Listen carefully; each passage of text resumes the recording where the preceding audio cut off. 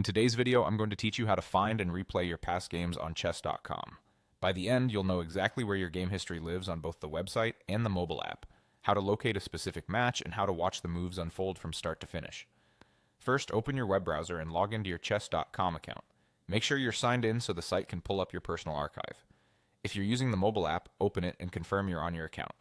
Everything we cover works once you're logged in. Next, let's navigate to your archive. On the website, hover your mouse over the play menu at the top and select Archive. If you don't see it there, head to your profile page and look for Game History. It leads to the same place. On the mobile app, tap your profile icon, then find Game History. If it's not immediately visible, scroll down on the home screen and it should appear among your account sections. Now you're in the right place to find your game.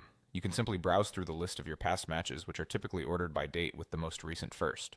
To narrow things down more quickly, use the filters. You can filter by game type, such as Rapid, Blitz, Bullet, or Variance, by opponent, or by date range. This is especially helpful if you remember who you played or roughly when the game happened. Apply the filters, and your list will update to show the most relevant results. Once you spot the game you want to replay, click or tap on it to open. The game board will load along with a move list, and you'll be ready to review. To watch the game, use the arrows or the on-screen board controls to step through the moves one by one. This is perfect for pausing at key moments, checking the opening, or studying a complicated middle game.